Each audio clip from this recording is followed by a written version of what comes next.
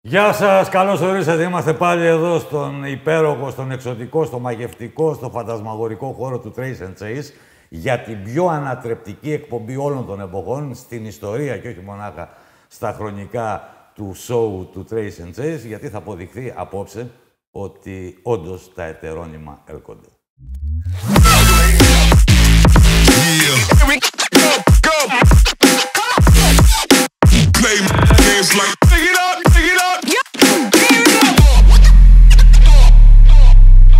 Λοιπόν, αν δεν φοβόμουν τις φωνές του σκηνοθέτη, θα σηκωνόμουν όρθιος να υποκληθώ μπροστά στον Γιώργο Καραγκούνη. Μεγάλη μας τιμή. Αδερφές, ευχαριστώ πάρα πολύ. Γεια σας, γεια σας. Χαίρομαι και εγώ που είμαι μαζί σας. Να είστε καλά. Και το Μένιο Σαγεραρόπουλο. Έτσι όπως μπήκε, ρε φίλε, όπως μπήκε στο ότι είναι ανατρεπτική εκπομπή, λέω πέναλτι. Κάτσε, μην πέσεις. Δεν το δώσει. Λοιπόν, ανατρεπτική εκπομπή. Σακελαρόπουλος με γραβάτα. Καραγκούνης original. Πάντα. Και πάντα. Μπάλα ποδοσφαίρου Τσούλου. Μπάλα τελικού Ευρωμπάσκετ 14 Ιουνίου του 1987. Τα βιβλία του Σακελαρόπουλου και μερικές από τις πιο εμβληματικές φιγούρες στην ιστορία του ποδοσφαίρου που ο Καραγκούνης είτε υπήρξε συμπαίκτης τους, είτε τους αντιμετώπισε και τους τσάκισε. Τους δύο Πορτογάλους, λέω, και τον Φίγκο και τον Ρονάλντο. Έρχεται. 2 φορές. Υπάρχουν στιγμές που είτε βρίσκεσαι υπό πίεση, γιατί πρέπει να αντιμετωπίσεις τα προβλήματα της καθημερινότητας, είτε θες να ξαναζήσεις εκείνες τις στιγμές που τις ανακαλείς στο μυαλό σου του γύρω. Εντάξει, το γύρο είναι μια εμπειρία, ένα γεγονός αξέχαστο και να μην θέλουμε εμείς να τις ανακαλούμε, μας το θυμίζει ο κόσμος.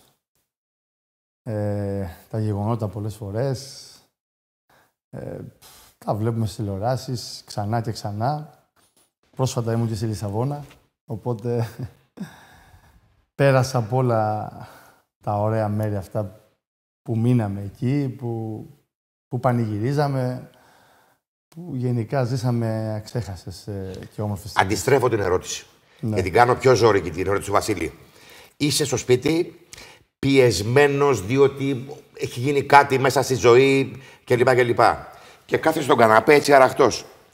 Το μυαλό σου γυρίζει για να πει ότι εγώ ρε φίλε ήμουν ένα παιδάκι που κλώτσαγα την μπάλα από τον πύργο και ξαφνικά έχω βρεθεί συμπαίχτης με ιερά τέρατα, έχω πάρει το Euro, έχω παίξει σε ομάδες συγκλονιστικές και αυτό είμαι ρε φίλε, ο Γιώργος ο Καραγκούνης, το παιδάκι που ξεκίνησε να κλωτσάει την μπάλα στον πύργο. Εντάξει, δεν θέλω να το σκέφτομαι πολλές φορές έτσι, γιατί ακόμα και τώρα μπορώ να πάρω να αλλάσω αέρα, γιατί δεν είναι λίγα όλα αυτά που προανέφερες, Μένιο. Και εγώ ένα παιδάκι με πολλά όνειρα από το χωριό, ούτε καν στον πύργο, έξω από τον πύργο, από ένα χωριό του Ναμπελώνα ξεκίνησα. Και στο τέλος της διαδρομής, όταν σκέφτεσαι ότι...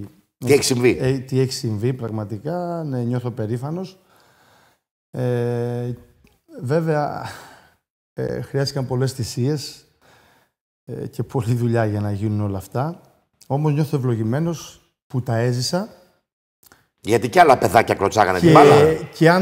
Και αν μπορώ αυτό να το μεταφέρω και να εμπνεύσω τα νέα παιδιά και τα παιδιά μου, αλλά και γενικότερα τα νέα παιδιά με κάποια προγράμματα και κάποια πράγματα που κάνουμε τώρα και με την ομάδα του 2004, αυτό θα ήταν ό,τι καλύτερο. Πραγματικά θα ήταν ό,τι καλύτερο. Για να πιαστώ από αυτό που είπε ο Μένιος. Ποια ήταν η μεγαλύτερη πρίκα που είχες με την οποία γεννήθηκες και ποια είναι η μεγαλύτερη, όχι θυσία. Βασίλη, time out, μπασκετικό. Είναι πιτσιρίκι, πολύ μικρός και έχουν ένα τραπέζι το βράδυ. Ο πατέρας του έχει φέρει ένα κουμπάρο τους εκεί και τρώνε κλπ. Κάποια στιγμή βλέπουν ότι το παιδί λείπει. Έχει χαθεί το παιδί και έχει φύγει με τα πόδια αυτός χιλιόμετρα. Πολύ μικρός, για να βρει μια μπάλα. Για να βρει μια μπάλα, ναι. Λοιπόν, και τότε, δεν θυμάμαι, ο πατέρας του το είπε, ο κουμπάρος του είπε, ότι αύριο θα σου πάρουμε μια μπάλα. Και αυτή ήταν η αρχή. Πραγματικά, ναι. Μου άρεσε πολύ, αγαπούσα πολύ αυτό που έκανα. Και αυτό είναι πολύ σημαντικό.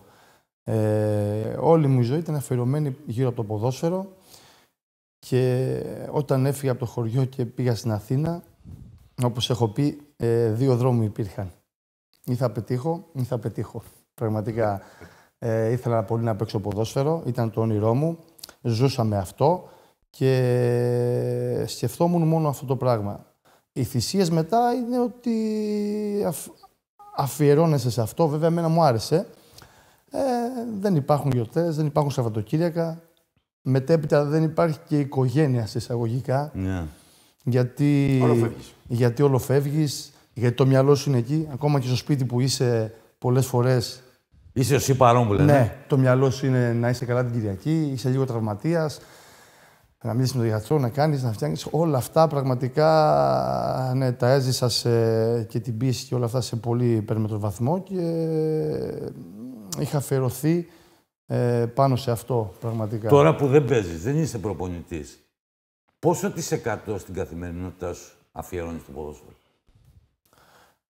Τώρα, όχι, είναι τελώς διαφορετικά.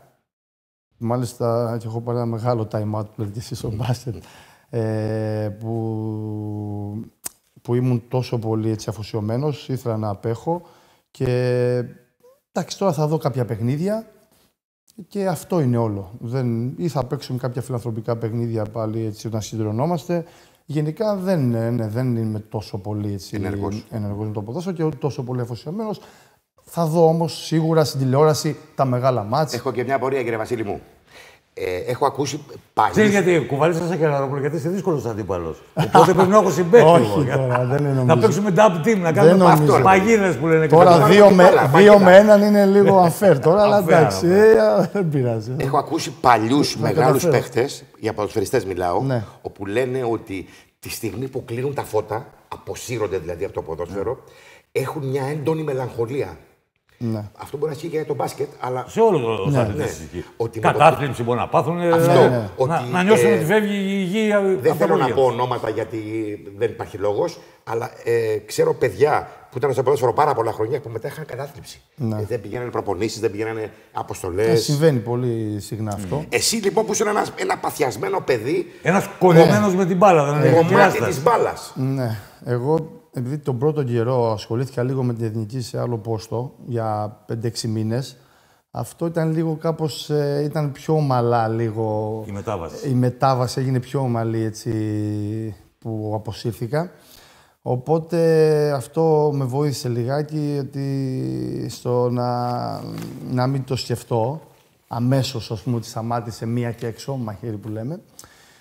Συν ότι συμμετέχω και σε κάποια φιλανθρωπικά παιχνίδια που ανά την Ευρώπη και ανά τον κόσμο. Με τους Legends του 2004. Κάνουμε κάποια πράγματα και αυτό σε κρατάει έτσι, σε ένα έτσι, επίπεδο ότι να εκτονώνεσαι που και που, να παίζεις λίγο ποδόσφαιρο. Να βλέπεις 5 ανθρώπους. Είναι και η οικογένεια που μετά όλα αυτά τα χρόνια δεν είχα φερθεί στην οικογένεια, οπότε περνάω χρόνο με τα παιδιά, παίζουν και αυτοί ποδόσφαιρο και όλο αυτό έτσι πειράζει στο να μην, μέχρι τώρα τουλάχιστον, να μην έχουμε θέμα κατάθλιψης. Θέλω να μου χρονοθετήσεις και να μου χωροθετήσεις τη γνωριμία σου με τον Ντιπάρα.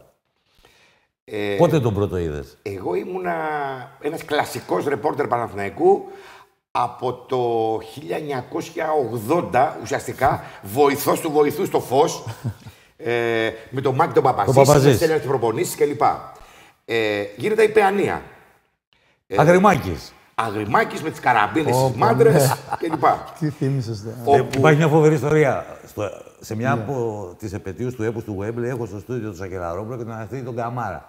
Και διηγείται ιστορίες ο Μένιος και λέει που ανέβαινε σε ένα δέντρο που ήταν έξω. Στη Μάντρα. Μπράβο, έξω από τη. Ο Κμόχ δεν μας άφηνε να πούμε. Δεν άφηνε ο Κμόχ. Αλλά έβαζε μπροστά τον Αγριμάκη. Και ο Αγριμάκης, εγώ τον ξέρω τον Αγριμάκη, είναι από το Ζουρίδι, από το Έθιμο. Πολύ αυστηρός. Πίνουμε τσικουριές κάθε καλοκαίρι και πυροβόλαγε για εκφοβισμό. Και λέει ο Μένιος μας πυροβολούσε και λέει και ο Αριστίδης ο Καμάρας καλύτερο. Αλλά Μένιο μου δυστυχώς αστοχούσε. Και εκεί λοιπόν στην Παιανία ήταν και οι ακαδημίες. Ήταν και τα πιτσιρίκια κλπ.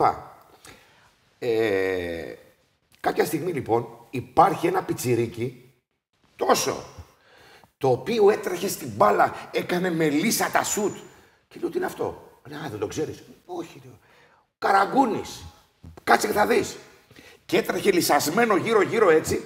Και μετά έμπαινε και όχι στα αποδυτηρία, στο χώρο της Παιανίας, εκεί που ήταν η μεγάλη. Και τους κοιτούσε και σιγά-σιγά μπήκε και μου είχε πει, όπως λέγει ο Πιτιακούδης ο Κώστας, κύριε Βασίλη, μου είχε πει ο Δανίλη τότε, αυτό το παιδί Θέλει λίγο ρέγουλο, διότι είναι βαρεμένο, αλλά θα κάνει μαγικά πράγματα. Έλα, ρε, Βασίλη, ό,τι σου λέω. Ναι, αλλά και μετά από χρόνια του λέω όμως τον έστελνε δανεικό από εδώ και από εκεί. Έτσι έπρεπε να ψηθεί. Άρα έβλεπε 100 χρόνια μπροστά. Ναι, έβλεπε 100 χρόνια μπροστά. Ναι, ναι. Έβλεπε τον Καραμπούνι πώς θα ήταν. Εντάξει, για μετά από μερικά. μερικά. Για μένα να πάω στην Παιανία τότε και να βλέπω όλους τους ποδοσφαιριστές της πρώτης ομάδος που τους έβλεπα στην τηλεόραση και ήταν όνειρο για μένα αυτό.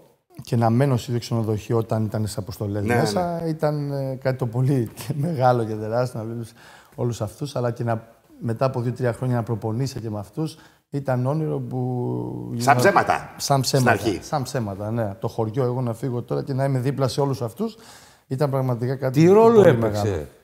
στο να γίνεις αυτός που έγινες? Προφανώς οι γονείς και το οικογενειακό περιβάλλον πάντοτε παίζουν ρόλο.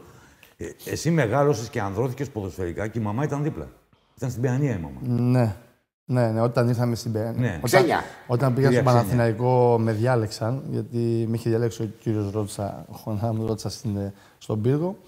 Αλλά επειδή ήμουν μοναχοπέδι στην οικογένεια, δεν με άφηνε να πάω μόνος μου και να φύγω.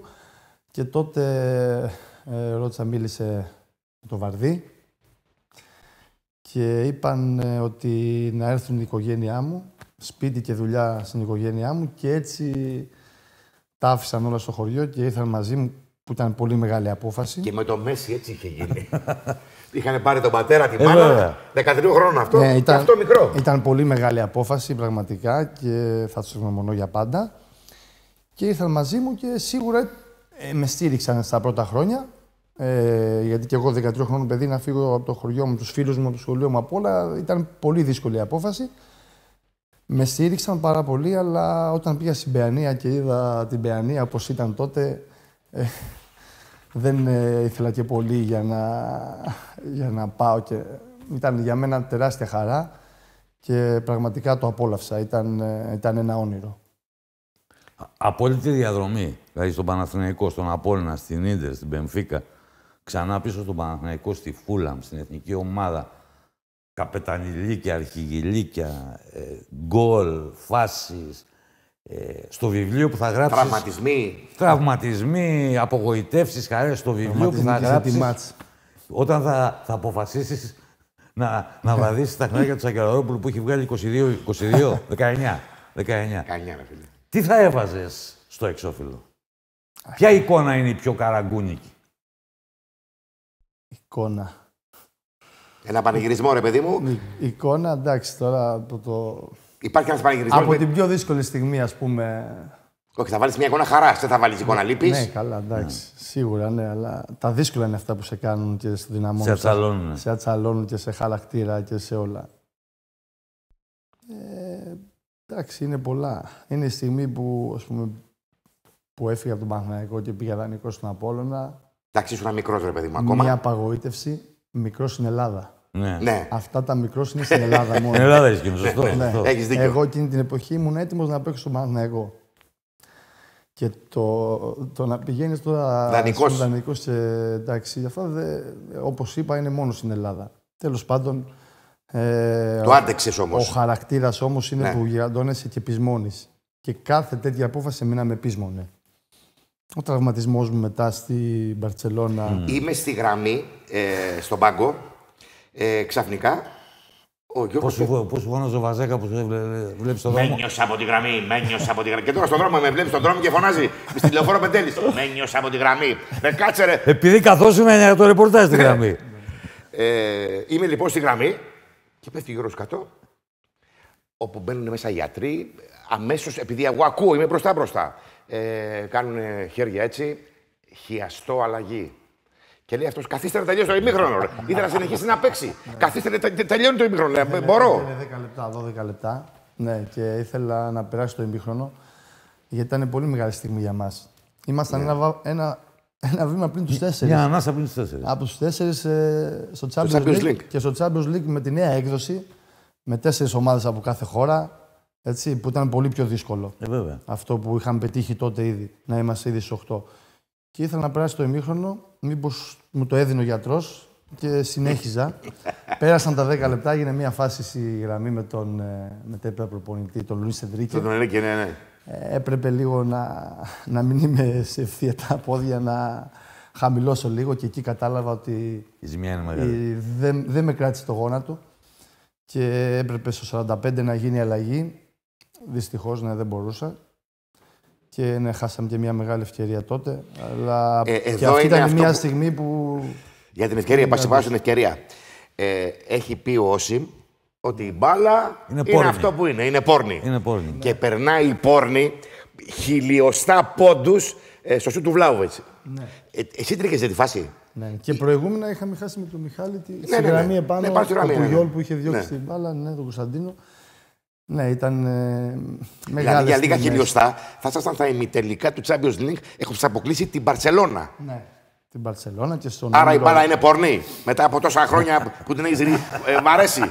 Εντάξει, ναι. Η τύχη πάει με τους ικανούς πολλές φορές.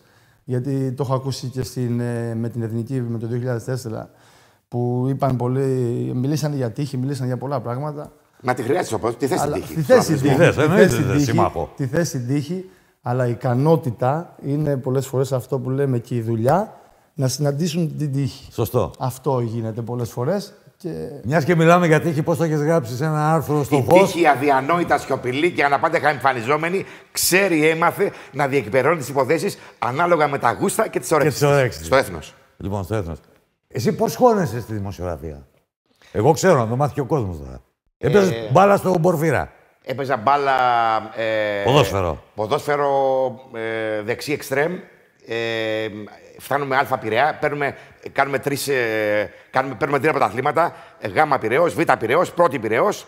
Παίζω μπάλα. Λατρεύω την μπάλα, αλλά λατρεύω τον αθλητισμό. Διότι ξέρω από 12 χρονών όλα τα παγκόσμια ρεκόρ. Όχι μόνο τα εύκολα 100 μέτρα επί κοντό που τα θυμάσαι. Σε όλα τα αθλήματα, σε ακοντισμούς κλπ. Συν τα κολύμπια. Και η μάνα μου έχει πει του πατέρα μου ότι. Τι γίνεται τόσο εδώ πέρα. Ναι. Και ήμουνα πάρα πολύ τυχερός, διότι ο πατέρας μου, ο Μακαρίδης, έφερε στο σπίτι 3 εφημερίδες. Εγώ τις ξεκίναγα από πίσω. Εννοείται, τα αθλητικά. Ξέρω πια στα 15 μου ότι θέλω να γίνω αυτό. Έχω ένα αυστηρό πατέρα το καιρό εκείνο που λέει: εσύ θα γίνεις δικαστής. Λοιπόν, ανακριτής μαντάς. Ναι, θα γίνεις δικαστής, θα πας στην νομική και θα γίνεις δικαστής. Και πάω κρυφά από τον πατέρα και τη μάνα, φεύγω τον Πειραιά και πάω με τα πόδια Πειραιά Ομόνια. Πειραιώς 9-11 για να βρω το Θόδωρο Νικολαίδη. Είμαι παιδάκι. Και πάω με τα πόδια, δεν ξέρω πόσες ώρες έκανα, και με τα πόδια γύρισα βέβαια, για να πιάσω δουλειά στο Φως. Και όντως. Σε θυμάμαι γιατί ήμουν εκεί ήδη. Ναι, έτσι έγινε. Εγώ απλώς πήγα με το λεωφορείο από τον Κορυδαλό. Πες την ιστορία γρήγορα, ανακριτής μαντάς. Μάλιστα. Επειδή είπες για δικαστικό και αυτά. Και πήγες και αστυνομική στην Κομοδίνη, ξέρετε. Ναι. Υπάρχει ένας ποδοσφαιριστής της εποχής εκείνης που παίζει στην ΑΕΚ. Να μπούμε ποιος είναι. Φίλε. Να μπούμε. Δεν ξέρω καν να πούμε. Είναι ο Τάκης ο Καραγκιόζόπουλος και είχε μια υπόθεση. Είναι ο Τάκης Καραγκιόζόπουλος και είχε μια υπόθεση με μια κοπέλα στο δικαστήριο. Άρθρο 359 του ποινικού κώδικα, ανοίχτε, βρείτε το. Το δικαστήριο είναι και κλεισμένο των θυρών, διότι το κορίτσι είναι ανήλικο. Εγώ καίγομαι να μπω για να γράψω, αλλά ήμουν πιτσιρίκι, ήμουν 20 χρονών και με μαλλιά. Δεν έμπαινε κανείς μέσα και του λέω του Μακαρίδη του Νικολαίδη: κύριε Θόδωρο, εγώ θα πάω. Άσε, φύγε από εδώ πέρα. Βάζω ένα κουστούμι. Ευτυχώς το ξεκίνησα αυτό το χόμπι με τα κουστούμια από μικρός. Βάζω ένα κουστούμι, γραβάτα. Κάνω το μαλλί μου πίσω με πριγιαντίνη για να φαίνομαι πιο μεγάλος. Τσάντα Καρνέζη. Και παίρνω μία τσάντα που είχε ο Καρνέζης. Που είχε ο Καρνέζης στην εποχή εκείνη, όχι ο Ρεστής. Στην ΕΝΕΔ. Και πάω στο δικαστήριο. Ο Λιβαδίτης, ο ηθοποιός την είχε. Ο ηθοποιός, ναι, ο Θάνος Λιβαδίτης. Και πάω στο δικαστήριο, όπου είναι μπροστά αστυνομική στην πόρτα. Λοιπόν, και λέω, βγάζω μια ταυτότητα που μου είχε δώσει ο Καρελάς, ο Νίκος, ο Μαγκαρίτης, όχι από το Φως, από την Ακρόπολη. Που ήταν μπλε στην ουσία. Και βγάζω την ταυτότητα και λέω: ανακριτής μαντάς. Και μου κάνει ο αστυνόμος έτσι. Και είμαι κάθε μέρα στο δικαστήριο και γράφω κάθε μέρα χιλιάδες λέξεις. Χιλιάδες λέξεις από την υπόθεση. Έχουν τρελαθεί. Ποιος τα δίνει, ποιος μπορεί να θυμάται λεπτομέρειες. Εγώ που θυμίωνα βέβαια στο δικαστήριο και την τελευταία μέρα της δίκης Έχουν καταλάβει πώς γίνεται αυτό το πράγμα. Πάω μπροστά, ανακριτής μαντάς. Και αντί να μου κάνει έτσι, με πιάνουν δύο από τους αγώνες. Πέρασε μέσα. Και θα έβρισκα μπελά, χοντρό, αλλά ήμουν πιτσιρίκι και μου λέει ο αρχιαστυνομικός, ας πούμε, ας τα διάλογα από εδώ πέρα. Δαιμόνιος εκείνος. Δαιμόνιος. Το τυπάρας ποιος το έβγαλε? Δεν θυμάμαι τώρα. Είχα βγάλει. Δεν θυμάμαι ακριβώς τώρα. Το τυπάρας στο δικό σου μυαλό τι σημαίνει? Ποιος είναι ο τυπάρας του Καραγκούνη? Τι να πω εγώ τώρα για αυτό το. Έλα, πες εσύ. Εσύ τον έχεις γνωρίσει στο ρεπορτάζ, το ένα το άλλο. Γιατί είναι τυπάρας ο Καραγκούνης? Είναι τυπάρας γιατί έκανε αυτό που δεν έκανε κανένας άλλος. Δηλαδή, έχω δει και σπουδαίους αθλητές, θρύλους, οι οποίοι ήταν επαγγελματίες βεβαίως, να πάνε στην προπόνηση έγκαιρα, για να μην είναι αγχωμένοι πριν αρχίσει η προπόνηση. Τελείωνε η προπόνηση, φεύγανε κλπ. Τούτος εδώ πήγαινε, μπορεί και 2 ώρες πριν, μικρός. Έμενε και 1 ώρα μετά. Χτύπαγε φάουλ, έκανε σουτ, κυνήγαγε την μπάλα. Καμιά φορά τα αρχικά χρόνια τον βλέπαμε να ανοιχτώνει και να είναι έξω. Και να κλωτσάει, δηλαδή είχε πάθος. Το παιδί ήταν, αν υπήρχε αστυνομία του ποδοσφαίρου, θα τον έπαιρνε και θα του λέγε: Έλα εδώ, ρε αγόρι μου. Έχει σκοτεινιάσει. Θέλουμε να φύγουμε, υπάλληλοι, ξέρω εγώ κλπ. Δηλαδή ήταν κολλημένος με την μπάλα. Γεννημένος. Αυτό που είναι ένα δέρμα από το πετσί της. Γενικά με τους συμπαίχτες μου ήμουν πολύ καλά πάντα και θέλαμε πάντα. Εγώ έχω μια κακή ερώτηση να του κάνω. Για να το στριμώξω λίγο. Για καλό είναι. Ειδικά τα πρώτα χρόνια έπεφτε κάτω, διαμαρτυρόταν, έπιανε το κεφάλι του, έπιανε τη μούρη του. Το ζούσε. Το ζούσε πάρα πολύ αυτό το πράγμα και σε πολλά γήπεδα όταν ήταν πιο μικρός, πριν γίνει θρύλος, τον ψιλοκράζανε ότι πέσε κάτω κλπ.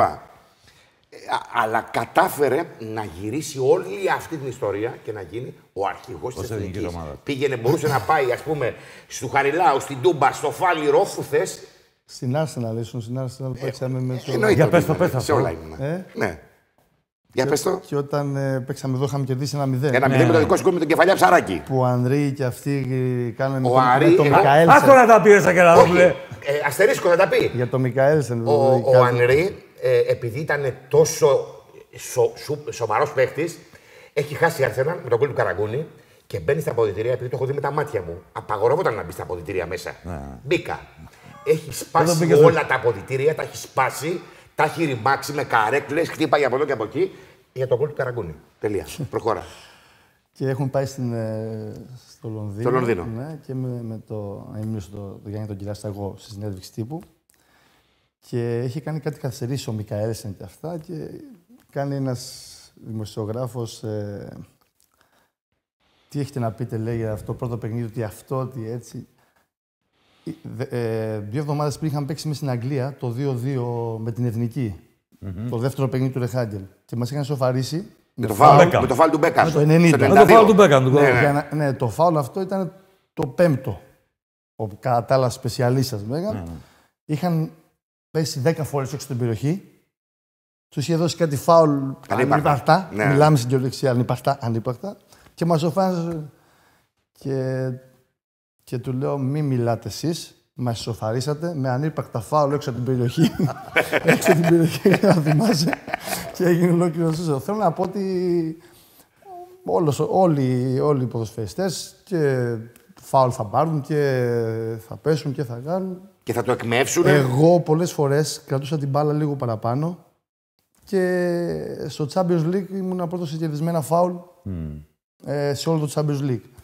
Εντάξει, αυτό για την ομάδα μου ήταν πολύ καλό, γιατί τότε σε μεγάλα παιχνίδια έπρεπε να ελέγχουμε το ρυθμό κατά κάποιο τρόπο. Γιατί να κρατάς λίγο μπάλα, ρε παιδί, γιατί παίζει με μεγάλες ομάδες. Με πολύ μεγάλες ομάδες και δεν μπορεί να του πας face to face που λέμε. Πρέπει να του πας εκεί που θέλεις εσύ το παιχνίδι και όταν κρατάς την μπάλα, κατά συνέπεια θα κερδίσει πιο πολλά φάουλ. Σου άλλαξε καθόλου την ψυχολογία και την εικόνα και την ποδοσφαιροσύνη η θητεία στην Ίντερ, στην Μπενφίκα και στην συνεχεία στο αγγλικό πρωτάθλημα που ήταν και το κεκνιάσμα της καριέρας του Φούλαμ? Σίγουρα. Γενικά και όταν βλέπεις άλλη νοοτροπία γενικότερα, άλλα πρωταθλήματα, ξέρω από το ποδοσφαιρικό, ακόμα και στη ζωή και σε όλα αυτά, επηρεάζεσαι. Στην Ίντερ, οι Ιταλοί μιλάμε, είναι με της τακτικής. Σίγουρα με βοήθησε πάρα πολύ αυτό. Με βοήθησε ότι είχα συμπαίχτες τεράστιους ποδοσφαιριστές εκείνης της εποχής. Γιατί όταν πήγα στο καμπιονάτο, εγώ μιλάμε για το καλύτερο πρωτάθλημα στον κόσμο. Μιλάμε ότι στο Champions League και γενικά έπαιρναν μόνο ταλικές ομάδες. Όλοι οι μεγάλοι ποδοσφαιριστές ερχόντουσαν εκεί. Ο Αντριάνο που είχα συμπαίχτη, ήταν ο καλύτερος παίκτης στον κόσμο, ήταν εκεί. Ο Κακά, που ήταν ο άλλος πολύ μεγάλος παίκτης, ήταν στη Μίλαν. Όταν ζεις με όλους αυτούς, σίγουρα παίρνεις πράγματα. Ο Καναβάρο και όλοι αυτοί οι μεγάλοι ποδοσφαιριστές, ο Βιέριο. Ήταν μια ομάδα με πολλούς αστέρες και σε βοηθάει σίγουρα. Θυμάμαι είχα πάει το 2003 και μάλιστα μου έκανα πλάκα μόλις είδαν τον όμιλο ότι παίζουμε με την Ισπανία, την Πορτογαλία και τη Ρωσία, ότι θα χάσουμε 3-4. Στο Euro, για τον Euro μιλάμε. Και όλα αυτά, ναι. Και τελικά φύγαν αυτοί πρώτοι και πήγαμε εμείς στον τελικό. Αλλά οι εμπειρίες που παίρνεις από αυτές τις μεγάλες ομάδες, γιατί είχα τύχει να παίξω και σε μεγάλα κλαμπ. Η Μπενφίκα, μιλάμε πολύ τεράστιο κλαμπ με τα μεγαλύτερα μέλη στον κόσμο. Με τα περισσότερα μέλη στον κόσμο. Και όπου και να παίζαμε, εντός εκτός έδρας, ήταν σαν να παίζεις στην έδρα σου. Για πολύ κόσμο. Ή στο τέλος που πήγα στη Φούλαμ και έζησα το όνειρο της Premier League. Μιλάμε, εντάξει, τρομερές εμπειρίες και μαζί με αυτή της Εθνικής και αυτή του Παναθηναϊκού, ειδικά στα ευρωπαϊκά παιχνίδια, γιατί πραγματικά τα ευρωπαϊκά παιχνίδια με τον Παναθηναϊκό ήταν κάτι το αξέχαστο, κάτι το ασύλληπτο. Θα έδινα τα πάντα για να τα ξαναζήσω αυτές τις στιγμές. Και την ψυχή σου στο διάολο. Γιατί για την ερώτηση που έκανες θα μου βάλεις δύσκολα. Γιατί στην Ελλάδα, να σου πω και εγώ δύσκολα, ζήσαμε άσχημες στιγμές. Ναι, η ομάδα του Κεράστα. Χωρίς να το αξίζουμε και ζήσαμε παραγγίσιες στιγμές πολύ μεγάλες. Πάμε τώρα. Παρένθεση. Ποια είναι η πιο άσχημη στιγμή που έχεις ζήσει και που σε έφερε στα όρια σου και έλεγες του Κεράστα, η χρονιά του Κεράστα. Θα σταματήσω, θα το κόψω. Δεν ξαναπαίζω. Πότε ήρθες στα όρια σου? Όχι, όπως είπα, πάντα πείσμωνα εγώ στις άσχημες στιγμές, στις αδικίες. Στα όρια πιο μικρός, που εντάξει, ακόμα δεν είχα την εμπειρία, πιο μικρός που πίστευα ότι μπορούσα να παίξω στην πρώτη ομάδα του Παναθηναϊκού και δεν μου δίνονταν ευκαιρία. Και μετά που πήγα να φύγω δανεικός να παίξω από όλα, ήμουν εγώ στην Εθνική Ελπίδων αρχηγός και βγήκαμε δεύτεροι στην Ευρώπη. Χάσαμε στο τελικό από την Ισπανία. Άδικα. Εντελώς άδικα με 2 πέναλτι ο μετέπειτα Λούμπος, διευθυντής του ΠΑΟΚ. Δεν μας έδωσε και τον γκολ ήταν μια άτυχη εντελώς στιγμή, όπως το δεχτήκαμε. Και έβλεπες όλους τους παίχτες σου που έπαιζαν στις ομάδες και εγώ δεν έπαιζα. Εκεί ήταν δύσκολες στιγμές. Αυτές ήταν οι στιγμές που έλεγα, που περνούσε το μυαλό, ξέρεις κάτι, θα σταματήσω ή θα τα παρατήσω. Ναι, μόνο έτσι. Όχι σε αδικίες διαιτητικές που ζήσαμε όλες αυτές. Ίσα-ίσα που αυτές οι αδικίες μας δημιούργησαν ακόμα χαρτιά και ακόμα καλύτερους και γι' αυτό μετά γίναμε και πρωταθλητές Ευρώπης. Γιατί πολλοί από τότε από την ομάδα του Παναθηναϊκού γίνανε πρωταθλητές Ευρώπης. Οι επωνομαζόμενοι loser. Βέβαια δεν μπορούσαμε να αποδείξουμε. Νικοπολίδης, Ιταρέδης, δεν μπορούσαμε να αποδείξουμε το αυταπόδεικτο ότι δεν παίρνουμε πρωτάθλημα για άλλους λόγους. Επειδή είπε ο Καραγούνης προηγουμένως για τη μαγεία του Champions League. Τι μαγεία υπήρχε από το δικό μας το Μετερίζη στο να καλύπτει τους αγώνες του Champions League, από τη γραμμή? Κοίταξε, πρώτα απ' όλα, το Champions League είναι το NBA του ποδοσφαίρου. Ναι. Όλα προγραμματισμένα. Ναι. Οι τύποι με τα γκρι κουστούμια είχαν τα χρονόμετρα, πότε θα μπει για προπόνηση, πότε θα μπει για δηλώσεις κλπ. Μια τέλεια διοργάνωση, στην οποία έπαιζαν οι μεγαλύτεροι παίχτες της Ευρώπης, μην πω και του κόσμου. Και του κόσμου βεβαίως, γιατί πιο πρωτάθλημα στη Βραζιλία δεν υπάρχει και στην Αργεντινή. Πολύ καλά, Μέλιος, πραγματικά. Ήταν μια μαγεία λοιπόν να βλέπεις μπροστά σου αυτούς τους κολοσσούς. Έπαιζε και αυτή η ρημάδα η μουσική, ντουρου. Αυτό ήθελα να πω ακόμα και από τον ύμνο με τον Σεντόνι. Πάντα γύριζα και έβλεπα τον Σεντόνι στον ύμνο να κουνιέται έτσι. Είναι δηλαδή όλο το περιτύλιγμα που λέμε εντυπωσιακό. Και το περιεχόμενο και το περιτύλιγμα. Και το περιεχόμενο ήταν εντυπωσιακό και ήταν μαγεία να παίζει αυτή τη διοργάνωση. Την περιμέναμε πώς και πώς κάθε Δεύτερη Τετάρτη. Ειδικά όταν παίζει ένα πρωτάθλημα σαν το ελληνικό. Είναι ακόμα μεγαλύτερη. Ποια είναι το μεγαλύτερο σουξέ που έχεις κάνει όντας ρεπόρτερ στα μάτια της Champions League? Πρώτα απ' όλα το έχεις, σε πειράζει, μετέδωσες ποτέ μάτια της Champions League? Ποτέ. Ήμουνα πάντα... Στη γραμμή. Σε πειράζει? Καθόλου. Όχι. Διότι, ας πούμε... Γιατί πιστεύεις ο καθής σε χώρες τον παλμό. Όχι. Θεωρώ, ας πούμε, ότι ο ρόλος ο δικός μου που ήταν του ρεπόρτερ ήταν απελευθερωμένος. Δεν είχε όρια. Πήγαινα μια συνέντευξη, έκανα πλάνα, έπαιρνα την κάμερα και του έλεγα. Μπουκάριζα κυριολεκτικά στα αποδυτήρια της Μπαρσελόνα, της Ρεάλ, με την κάμερα. Δεν ήταν στιλιζαρισμένη μετάδοση, στην οποία ήταν εξπέρο ο Χρήστος βεβαίως. Εμείς είμαστε το γνωστό δίδυμο. Εγώ ήμουν ο ρεπόρτερ, ο Χρήστος από πάνω τη μετάδοση, αλλά απολάμβανα όλο αυτό το μεγαλείο. Να μπει στα αποδυτήρια, ρε φίλε τώρα. Ποια είναι η καλύτερη συνέντευξη που έχει κάνει ποτέ στο flash interview? Η ωραιότερη στιγμή που έχεις να τη θυμάσαι? Όλοι έχουμε να θυμόμαστε στιγμές. Στη δουλειά μας. Κοίταξε, δυστυχώς δεν πρόλαβα το Μαραντόνα παίχτη. Ενώ τον έχω δει, φυσικά, ήμουνα στη δουλειά ήδη. Δεν τον έχω δει όμως live.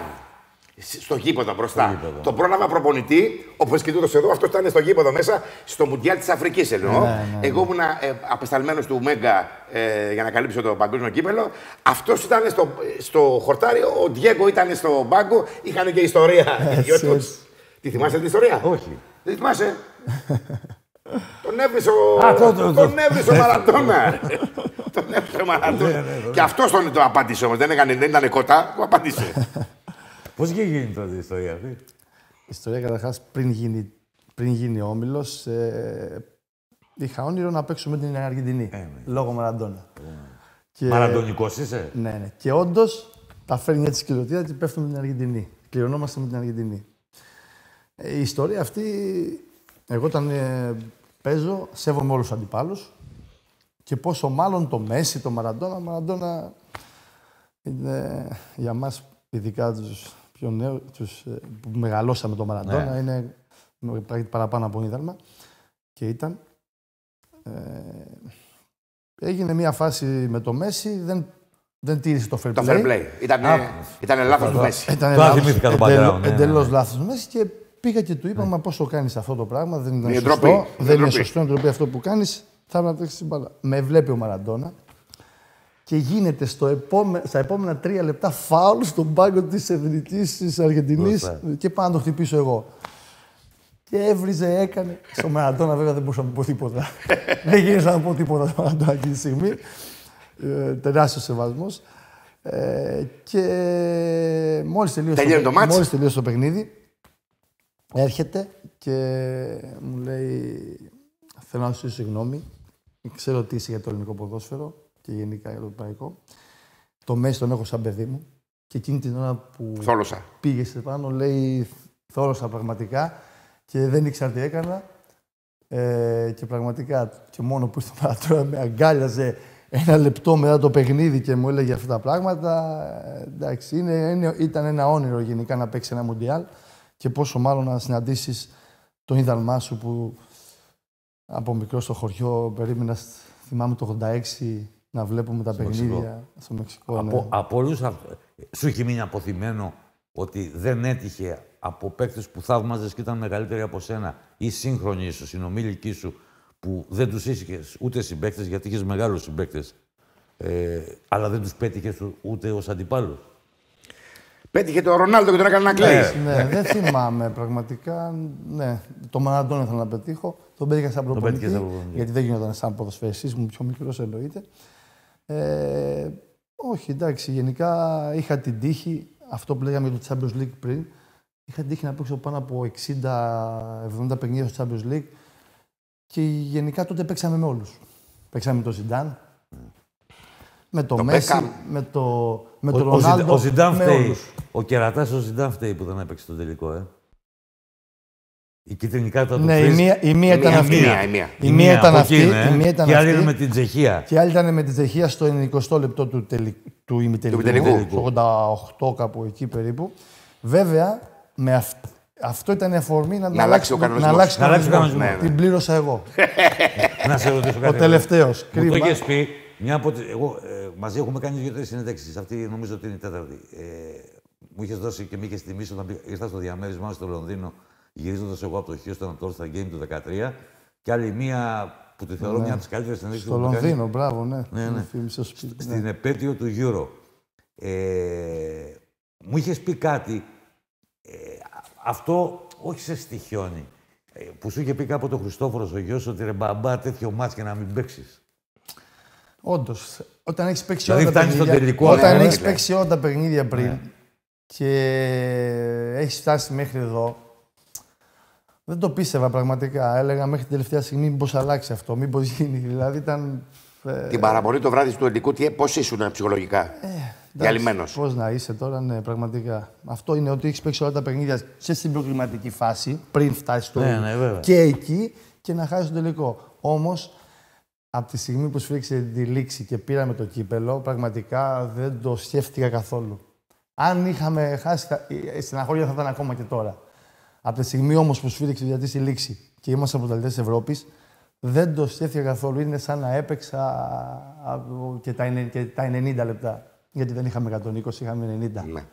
Και είμαστε η ομάδα, μιας και το είπαμε αυτό τώρα, που τα τελευταία 20 χρόνια, 25 ακόμα και η Ισπανία που το πήρε 2 φορές, η Ιταλία, όλες οι ομάδες και σε Μουντιάλ έχουν πάρει ένα παιχνίδι στα πέναλτι. Η δική μας η ομάδα για όλους αυτούς τους hate που ακόμα και τώρα λένε και λένε, έχω να τους πω ότι είμαστε η μοναδική ομάδα που δεν χρειάζεται να πάρουμε παιχνίδι στα πέναλτι. Μια παράταση παίξαμε. Αυτή η τυχερή ομάδα. Μια παράταση και η μισή. Μας ευνόησε το ασημένιο γκολ τότε και πήγαμε και περάσαμε πραγματικά. Σπίτι, είμαστε σε ένα χώρο συγκλονιστικό και βλέπουμε φανέλες καταπληκτικές. Σπίτι έχεις κρατήσει πράγματα να τα έχεις, τα ξεντουλάπες. Τα έχεις έτσι ή τα ξεντουλάπες? Τα έχω έτσι. Τα έχεις έτσι? Ναι, έχω μια αίθουσα στο σπίτι που πραγματικά τα έχω έτσι και τα πιο βασικά. Όπως... Μόνο δικές σου φανέλες ή και... Όχι δικές μου. Δικές σου, τι θα είναι. Αντιπάλων που έχουν αλλάξει. Αντιπάλων έχω πάρα πολλές, ναι. Αλλά είναι στην τουλάπα. Δεν γίνω να ναι, εννοείται. Ποια φανέλα, ποια είναι η καλύτερη φανέλα που έχεις? Αλλά γενικά δεν άλλαζα. Ναι. Αν ερχόταν ο άλλος αντίπαλος, θα την άλλαζα με οποιονδήποτε. Εσύ δεν πήγαινες? Γενικά όχι, δεν πήγαινα πολλές. Όχι, δεν πήγαινα να αλλάξω φανέλες. Εντάξει. Έχω του Αντριάνο, που ήμασταν και στο ίδιο δωμάτιο όταν ήμασταν στην Ίντερ και παίξαμε στο Confederation. Ναι. Μαζί ήρθαμε, δηλαδή με το 2005. Με το που τελείωσε το μάτς ήταν αλλάξει. Ποιος ήταν ο πιο δύσκολος αντίπαλος? Πιο δύσκολος αντίπαλος. Ζιντάν, Μέση, Ρονάλντο. Εντάξει, έπαιξε και με το Αμφάν Κατέ τώρα. Ναι, τώρα ο Ζιντάν την εποχή που τον αντιμετωπίσαμε ήταν. Ο καλύτερος παίκτης στον κόσμο. Ο καλύτερος παίκτης στον κόσμο. Ο καλύτερος παίκτης στον κόσμο. Και του κάνει ο Θοδωρής την τρίπλα από πάνω. Και με τη Juventus είχαμε παίξει με τον Ζιντάν και τον αποκλείσαμε. Βέβαια. Τότε με τη μεγάλη Juventus. Το Τελεάλπι. Τελεάλπι και μετά στο Ολυμπιακό. Επειδή εσύ είσαι μπαλαδόφατσα, ποδοσφαιρόφατσα, ήσουν κολλημένος με την μπάλα. Εμένα μου κάνει εντύπωση. Δηλαδή, έχω και στο μυαλό μου την πρόσφατη εικόνα του Σπανούλη. Γιατί δεν αποφάσισες να γίνεις προπονητής? Έχω τελειώσει τα σεμινάρια και όλα αυτά, αλλά θέλω ότι κάνω να το κάνω με πολύ αγάπη και να αφοσιώνομαι σε αυτό. Δεν μου έχει βγει το να μου αρέσει. Εμένα μου άρεσε να παίζω ποδόσφαιρο. Αυτό δεν είναι ότι κάτι που μου αρέσει να βλέπω ποδόσφαιρο και να παίζω ακόμα και τώρα ποδόσφαιρο. Το να κάνω προπονητή δεν είναι για όλους. Δεν μου έχει βγει αυτό ότι θέλω να μου αρέσει. Τώρα το να πάω να κάνω τον προπονητή και να το κάνω έτσι και να το κάνω, δεν θέλω. Θέλω ό,τι κάνω να αφοσιωθώ. Δεν μου έχει βγει αυτό. Τουλάχιστον μέχρι τώρα, παρόλο που το έχω τελειώσει και όλο αυτό το δίπλωμα, δεν... Ο Καραγκούνης έχει το Euro, εσύ τι έχεις? Δεν έχει μόνο το Euro, αλλά είναι η κορονίδα της καριέρας σου, της μεγάλης καριέρας. Εσύ τι έχεις? Τι έχω στην καριέρα μου? Τι έχεις, δηλαδή, τι είναι πιο πολύ Σακελαρόπουλος? 19 βιβλία. Είναι τα βιβλία, είναι η καριέρα που έχεις και Θα σου πω. Έχω τη χαρά, επειδή είμαστε και φίλοι, Εσύ να έχουμε παράλληλους βίους. Ναι, έχουμε παράλληλους βίους. Πέρασαμε τα 43 χρόνια. Σωστά, 43 χρόνια. Κοίταξε, εγώ ήμουνα το παιδί, το τρίτο παιδί, το δεύτερο, ο μεσαίος είμαι, ενός φτωχού δημόσιου υπαλλήλου, ο οποίος δεν μπορούσε να ονειρεύεται την εποχή εκείνη. Θα έπρεπε να βρεις μια δουλειά, να επιβιώσεις κλπ. Λοιπόν, το παιδί αυτού του φτωχού δημόσιου υπαλλήλου με τα 3 παιδιά έκανε πράγματα σαν του Καραγκούνι, αδιανόητα. Δηλαδή, ας πούμε, έφτασε στο σημείο να δουλέψω στα μεγαλύτερα μέσα της χώρας. Ήταν το έθνος που πουλούσε 300.000 φύλλα την ημέρα. 300.000 φύλλα την ημέρα. Τώρα πουλάνε τόσα οι εφημερίδες σε ένα μήνα. Όχι, λες και λες σε ένα μήνα. λες πολύ. 300.000 φύλλα την ημέρα. Δούλεψα και ακόμα είμαι στο Μέγκα, το οποίο, ο πρώτος ιδιωτικός σταθμός, το οποίο Μέγκα ήταν ένα μεγαθύριο. Έφερε το Champions League στην Ελλάδα, πήγαμε σε διοργανώσεις. Είναι ένα όνειρο.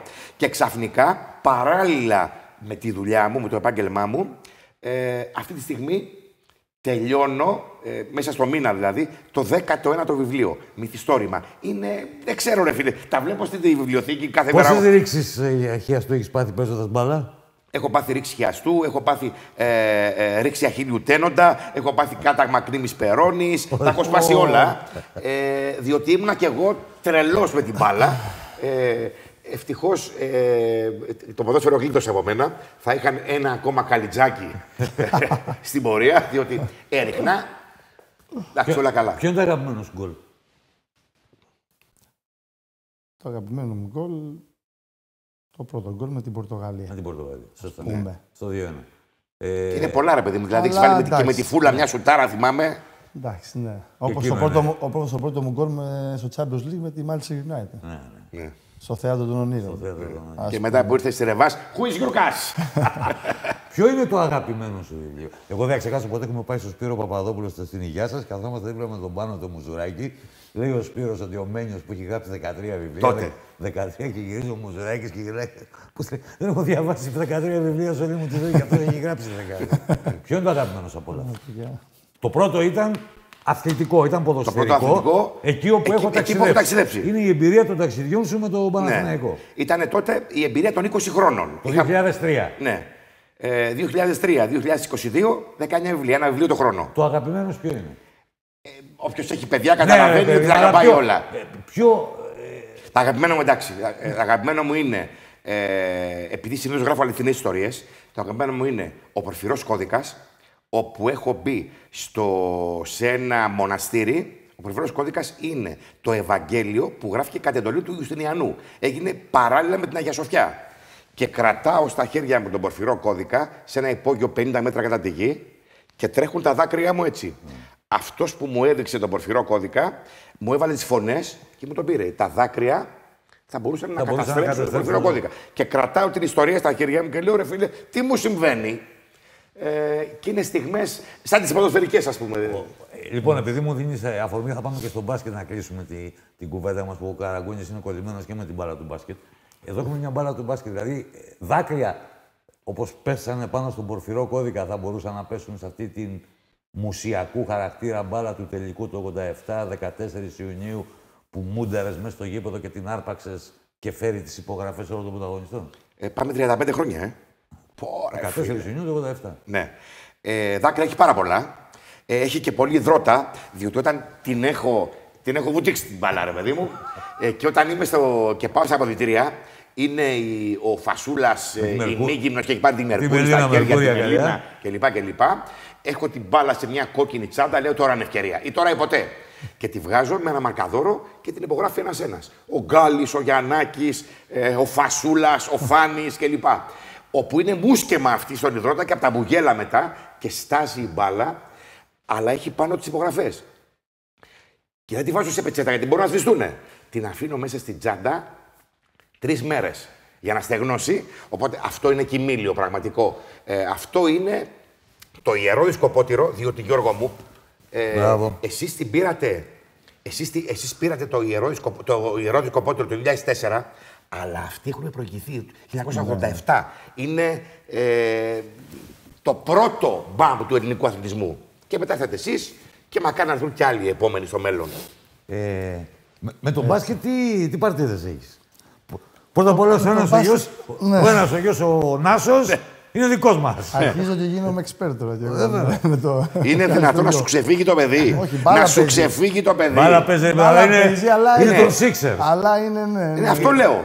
Του ξέφυγε. Παναθηναϊκός, Sixers και Bid, Maxey και τέτοια τώρα, ναι. Και Γιάννης πάνω απ' όλα εννοείται. Πάνω απ' όλα και ναι, τώρα βλέπουμε και NBA, ξενυχτάμε και σε ακούμε στις περιγραφές. Τις προάλλες που είχες πάει όταν παρουσιάστηκε το φιλμ για το Ρεχάγκελ, πήγες και είδες το Nets Jazz και έκανες και γέλαγε όλη η Ελλάδα που έγραψε ένα ωραίο το καλάθι του Ντουράντ, αλλά ο συμπαίκτης καθαρό offside. Το πήρα ποδοσφαιρικά. Ναι. Το καθάρισε ο Ντουράντ. Κοίτα ρε φίλε μπροστά σου εκεί. Κοίτα ρε φίλε. Ναι. Και έφερε και γούρι, μπορώ να σου πω, γιατί είχε δει τη χρονιά που οι Raptors πήραν το πρωτάθλημα. Λες να το πάρουν οι Nets τώρα, φέτος? Δύσκολο, ποτέ δεν ξέρεις. Ας το πάρει ο Γιάννης πάλι. Τι σου άρεσε το μπάσκετ? Η Φιλαδέλφια. Τι σου άρεσε το μπάσκετ? Εντάξει, το μπάσκετ και παίζουμε. Μπάσκετ όταν έχουμε ελεύθερο χρόνο. Τι μου αρέσει? Εντάξει, γενικά, σαν άθλημα, οι μονομαχίες, ειδικά κάτω στις ρακέτες. Που πηδάνε τα κορμιά πάνω να πάρουν την μπάλα. Εκεί. Τα γαρφώματα. Ο Γιάννης μας αρέσει πολύ. Εντός εκτός παρκέ. Τον έχεις συναντήσει? Εμπνέει, ναι. Πού? Καταρχάς, το 2015 κάναμε ένα camp, με είχαν προσκαλέσει στην Νέα Υόρκη και ήταν και ο Γιάννης και ο Θανάσης όταν πρώτο είχαν πάει εκεί. Ήταν και το ποδόσφαιρο και το μπάσκετ μαζί. Οπότε ήμασταν μαζί στο camp αυτό, στη Νέα Υόρκη. Είναι μια ακαδημία Έλληνας, James, που την έχει εκεί και κάναμε μαζί. Και τον ξαναείδα πέρυσι στην Βουλιαγμένη, τυχαία. Και του είχα πει αυτή την ιστορία με τους Raptors που πήραν το αυτό.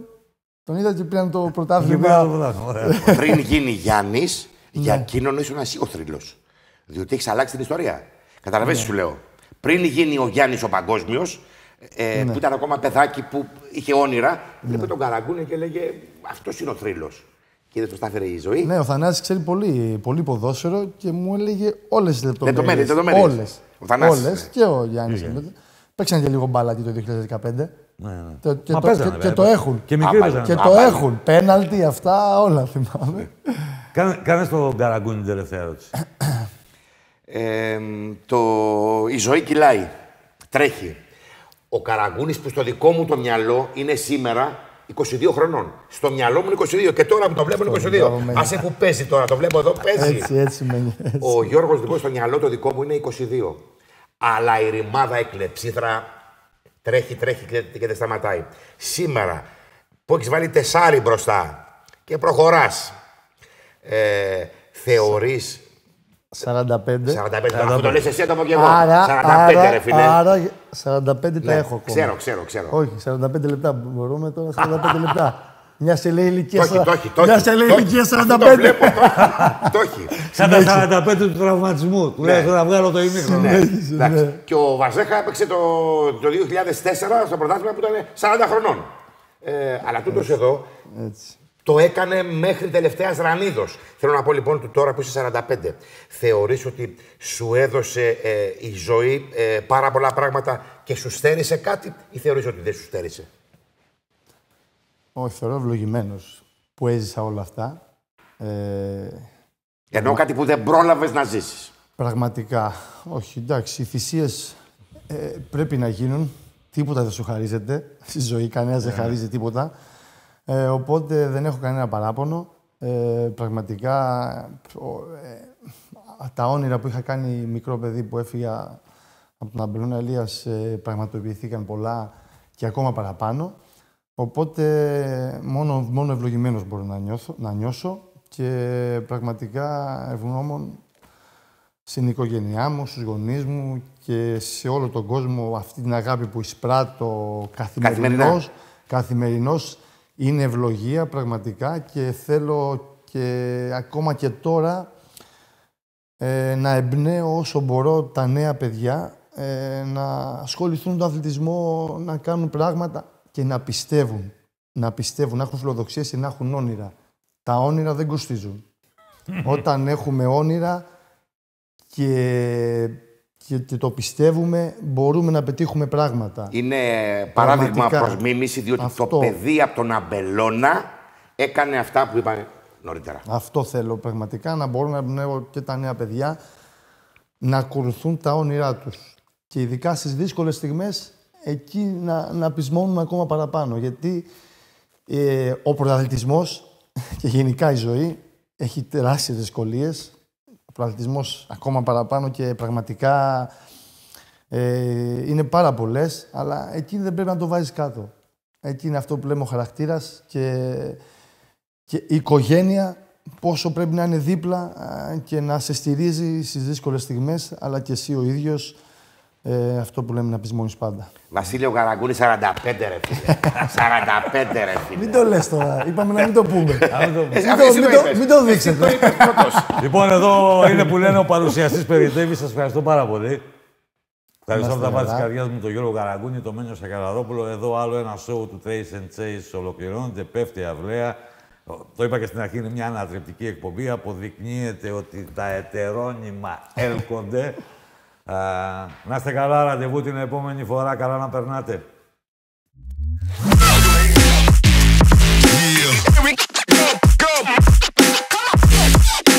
Play games like